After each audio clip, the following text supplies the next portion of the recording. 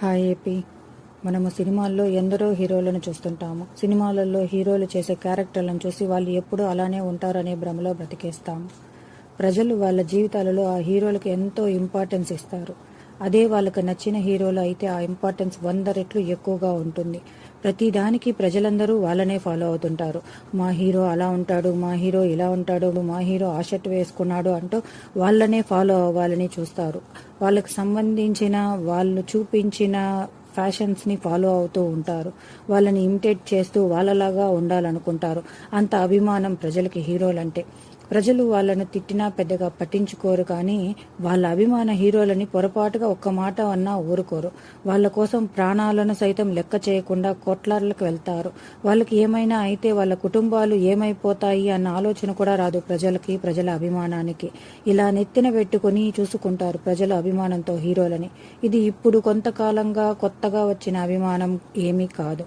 ఎన్నో దశాబ్దాలుగా వస్తున్న అభిమానం ఇది. ఎందరో హీరోలు వాళ్ళ నటనతో ప్రజలను వాళ్ళ అభిమానులుగా మార్చుకున్నారు.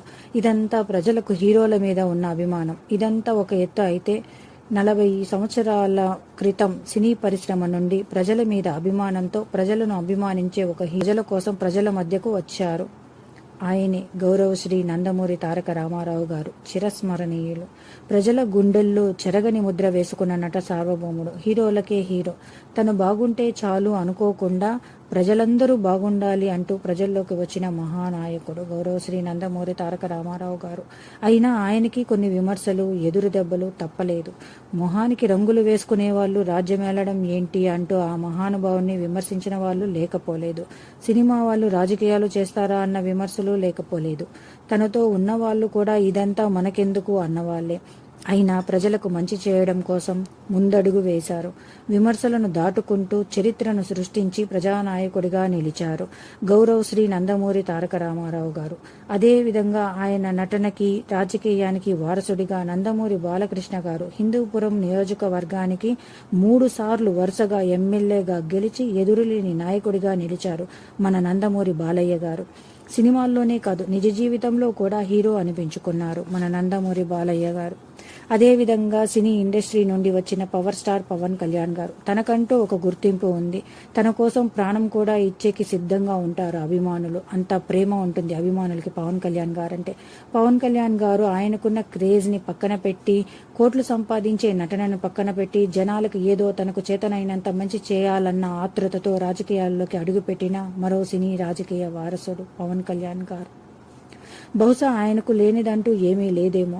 ఆయన తనకంటూ అది కావాలి, ఇది కావాలి అని కోరుకోవాల్సింది కూడా ఏదీ లేదేమో. అంతటి నిండు కుండ మన పవర్ స్టార్ పవన్ కళ్యాణ్ గారు.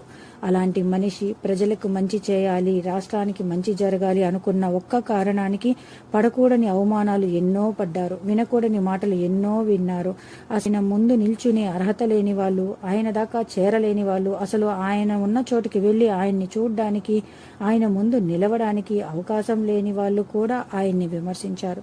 కనీసం మనమేంటి, మన అర్హత ఏంటి అన్న ఆలోచన కూడా లేకుండా చాలా మంది పిచ్చి పిచ్చిగా నోటికి ఏది వస్తే అది మాట్లాడారు.